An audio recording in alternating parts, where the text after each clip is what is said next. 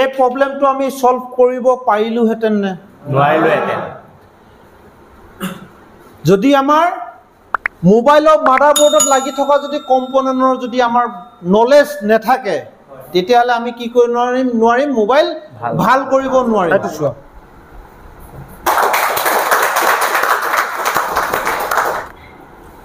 Realme C11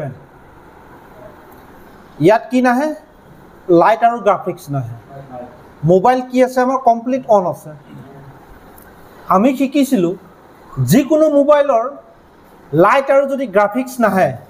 তেন্তে প্ৰথম কাম হ'ব আমাৰ প্ৰথমতে গ্ৰাফিক্স সেকশনক চেক কৰিবলৈ হয় মোবাইলটো যিজনে দিছে তেওঁ কৈছে যে মই ৰিডিং সবতে চেক কৰিছো সব ওকে আছে কি বনা নাই ভোল্টেজ বনা নাই তে আমি চাও যে কোনটো ভোল্টেজ বনোৱা হোৱা নাই মাল্টিমিটাৰটো আমি ভোল্টেজ ৰেঞ্জত লম লৈ ইয়াত আমি চেক কৰিম যে আমাৰ কোনটো ভোল্টেজ বনি আছে ইয়াত চেক কৰিলো আমি ভোল্টেজ দেখিবলৈ পাইছো 5 ভোল্ট সামথিং ঠিক আছে ইয়াত আমি চেক কৰিলো ইয়াত আমাৰ কোনো ধৰণৰ ভোল্টেজ দেখিবলৈ নাই পোৱা তে আমি কি বুজিলো যে আমাৰ ভিএসপি বনি আছে ভিএসএন নাই বনা আইসি কি কৰা হৈছে ৰিপ্লেস কৰা হৈছে তেতিয়াও আমাৰ ভোল্টেজ নাই বনা আইসিটো আমি খুলি লও খুলি আমি চাও যে এই আইসিটো কি হিচাপত কাম কৰে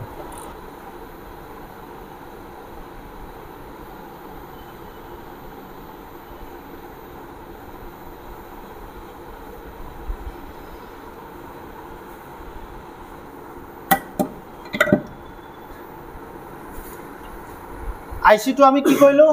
ৰিমুভ কৰালো ৰিমুভ কৰি দিলো এতিয়া আমি বুজিম যে আমাৰ আইসিটো কেনেকৈ কাম কৰিব আমি যেটো মোবাইল এতিয়া যেটো প্ৰবলেম আছে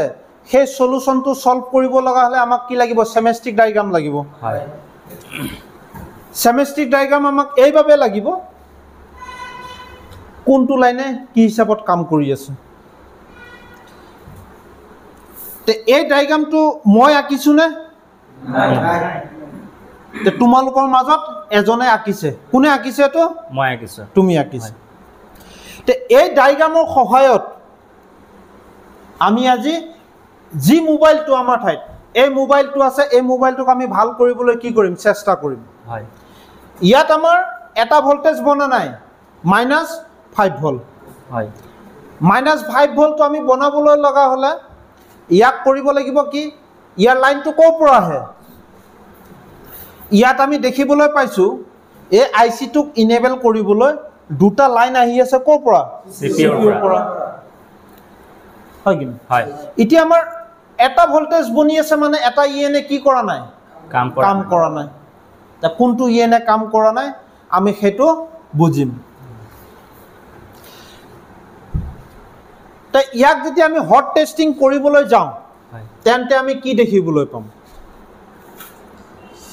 ইয়াত যেটো আইসি লাগি আছে হেতু এটো আইসি হয় নে হয় হয় হয় তে আমি চেক কৰিলো যদি 4.2 দি 220 কিলো ওম আৰু 15 কিলো ওম যদি দিও ইয়াত আমি কি দেখিবলৈ পাম এটা 1.8 ৰ ভোল্টেজ দেখিবলৈ পাম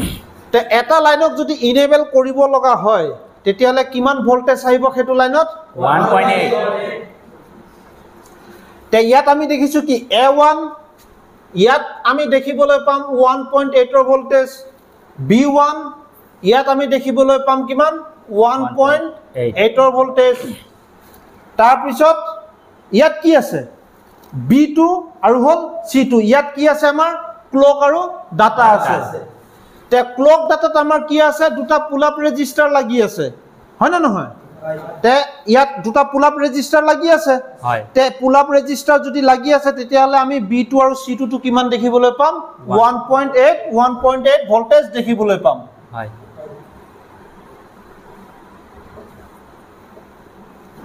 তে এই চাৰিটা পইণ্টত আমি কিমান দেখিবলৈ পাম 1.8 আৰু 1.8 ইয়াত কি লিখিছে যে C1 আৰু হল D1 C1 ত কি খুমাইছে আমাৰ VPH খুমাইছে সোমাইছে কি নাই হয় তাৰপাছত D1 কি কৰি আছে বুষ্ট কৰাই আছে তে C1 তো আমি কিমান ভোল্টেজ দেখিবলৈ পাম 3.7 ৰ পৰা 4.2 ৰ ভিতৰত কিহৰ বাবে আমি এক্সাক্ট 4.2 কিয় কোৱা নাই এটা মোবাইল অন হ'বলৈ 3.7 ৰ পৰা 4.2 কি লাগে ভোল্টেজ লাগে তে ইয়াৰ মাজতে কিবা এটা আমাৰ ভোল্টেজ হ'ব তে ইয়াটো কিমান দেখিবলৈ পাম 3.7 ৰ পৰা 4.2 বাকি কেটা লাইন আমাৰ কি আছে কোনোবাটো গ্ৰাউন্ড আছে কোনোবাটো আউটপুট আছে কিন্তু এই কেটা লাইনত 1 2 3 4 5 6 এই ছয়টা লাইনত আমাক কি ভোল্টেজ কম্পালসৰি লাগিব কি না লাগে তেতিয়াহে আমাৰ আইসি কি কৰিব কাম কৰিব আমি সেমিস্টিক ডায়াগ্ৰাম খুলিছো সেমিস্টিক ডায়াগ্ৰাম খুলিছো আমি নাই খোলা আমি যেটো পঢ়িছিলো ক্লাছত যেটো আমি লিখিছো ইয়াৰ সহায়তে আমি কি কৰিম আজি এই মোবাইলটো ভাল কৰিবলৈ চেষ্টা কৰিম যিকোনো মোবাইলৰ আমাৰ তাত প্ৰবলেম আহিব যিকোনো মোবাইলৰ আমাৰ তাত ফল্ট আহিব প্ৰথম কাম হ'ব আমাৰ ফুল টেস্টিং তাৰ পিছতে কাম হ'ব আমাৰ কি হট টেস্টিং তে আইসি টো যদি আমি উঠাই দিলো একবাৰ আমি কি কৰো কুল টেস্টিং কৰো তে কুল টেস্টিং যদি আমি কৰিবলৈ যাও যে জি হিচাপত আমি বোৰ্ডত বুজিলো তে আমাৰ A1 B1 B2 C2 C1 D1 ইয়াত আমি কি দেখিবলৈ পাম ৰিডিং আমি পাবই লাগিব কাৰণ কি হয় কাৰণে এইকিটা আমাৰ হৈছে ভোল্টেজ লাইন ইয়াত আমি ৰিডিং দেখিবলৈ পাম ইয়াত আমি ডট এটা দিছিলো দেখিছানে তোমালোকে ডটটো হয় দেখিছো ডট দেখিলো যেতিয়া এটো আমাৰ কি হ'ব A1 হে জি A1 ত আমি ৰিডিং চেক কৰো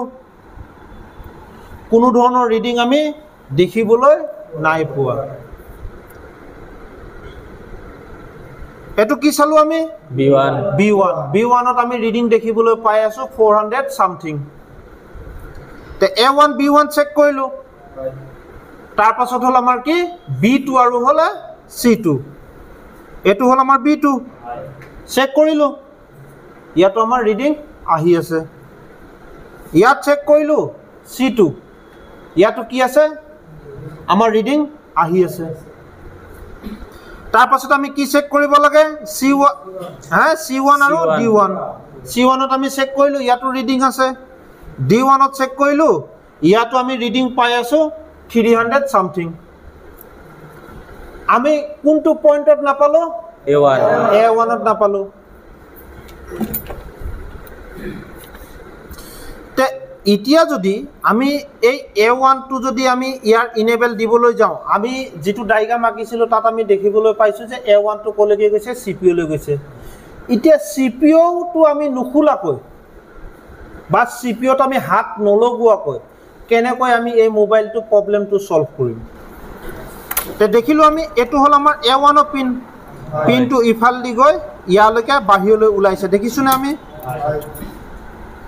প্ৰথম পিনটো আমাৰ কি হল A1 ৰ পিন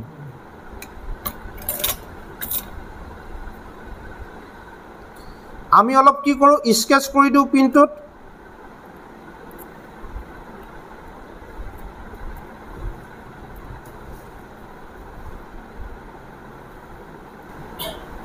তে কোনটো লাইনৰ কাৰণে আমাৰ VSN টো বনা নাই A1 আমি বুজিলো কি নাই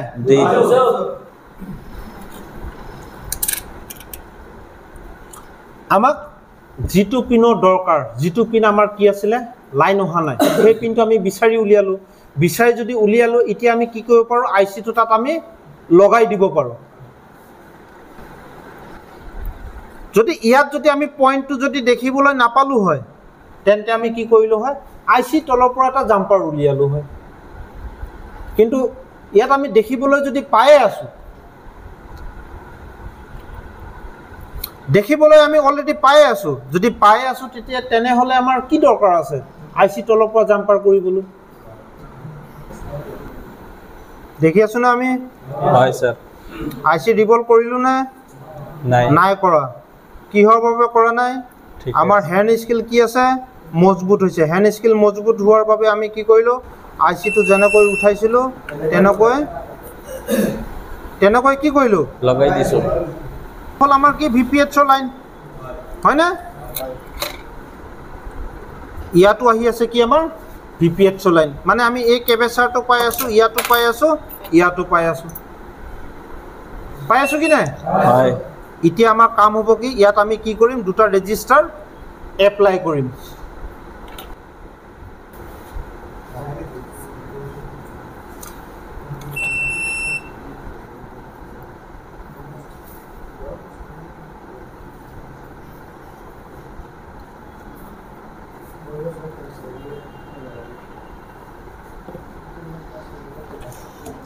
বস্তুটো আমি চাই থাকিলেও নহ'ব কথাটো বুজিবও লাগিব যে কামটো কি ধৰণে হৈ আছে কি হিচাপত হৈ আছে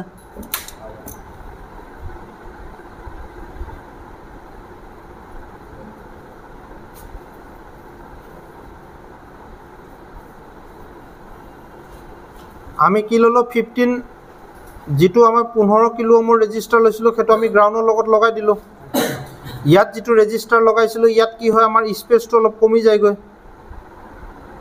ইয়াত কি হৈছে স্পেচটো অলপ কমি গৈছে সেইবাবে আমি ৰেজিষ্টাৰটো কি কৰিলোঁ ইফালে লৈ আহিলোঁ দিলোঁ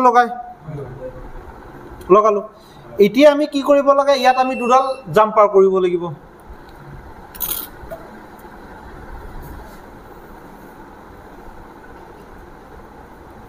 এটা ল'ম আমি এইটো মাথাৰ পৰা ইয়াত কি আহি আছে আমাৰ VPH আহি আছে এটা ল'লোঁ লৈ এই VPH-ক আমি ক'ত দিম আমি R1 লৈ যাম ক'লৈকে R1 তে R1 কোনটো হয় আমাৰ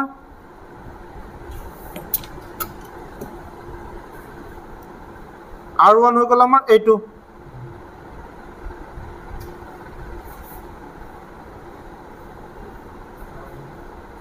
এইটো হ'ল আমি লগাই দিলোঁ ক'ত R1ত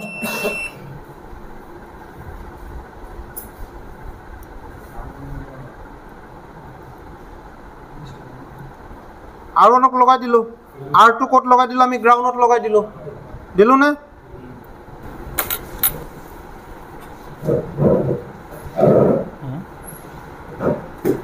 এই মাথাটো আমি ইয়াতকে লগাইছোঁ গম পাইছোঁ নে তাৰ কাৰ্বনটো আমি আঁতৰাই লৈছোঁ তেতিয়া আমাৰ কি হ'ব ৰংটো ধুনীয়াকৈ লাগিব বুজি পাইছোঁ নে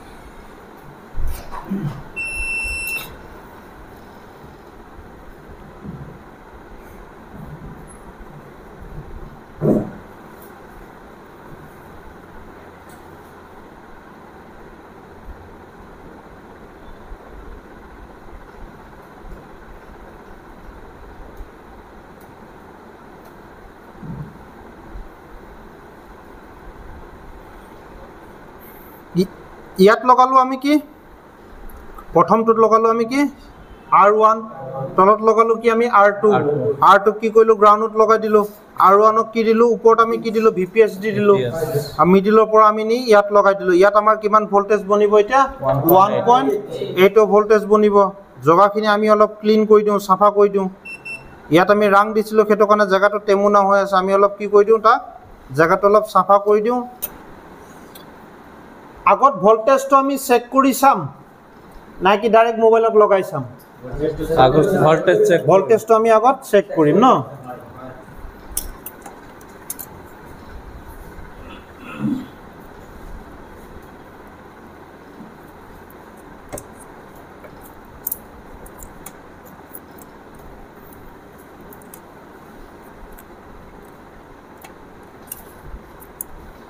তে ভল্টেজটো চেক কৰিবলৈতো কি লাগিব মোবাইল অন কৰিবই লাগিব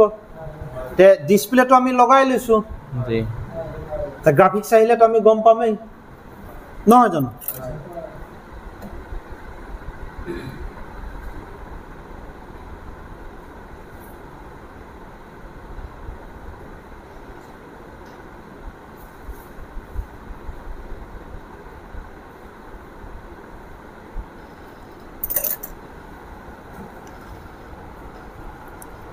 এইটো চোৱা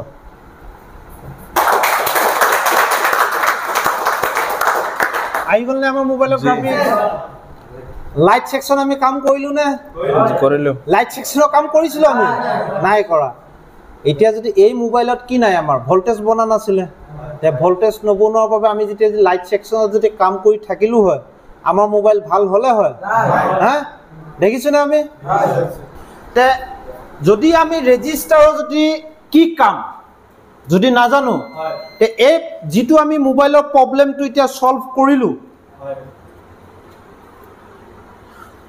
এই প্ৰবলেমটো আমি সলভ কৰিব পাৰিলো হেতেন নে নোৱাৰিলো এতে মই যদি পাৰিছো তোমালোকে পাৰিবা কি নোৱাৰা পাৰিম আমি ৰেজিস্টাৰৰ কাম বুজিছো বুলিহে আমি কৰিব পাৰিছো হয় হা আমি কি বুজিছো যে এই ধৰণৰ যদি আইসি লাগি থাকে এটা আইসি কি ধৰণৰ ৰিকুৱাৰমেন্ট পুৰা কৰিব লাগে কি হিচাপত কাম কৰিব লাগে আমি যদি জানি যাও তেতিয়া আমি কাম কৰিব পাৰিম কি নোৱাৰিম পাৰিম স্যাৰ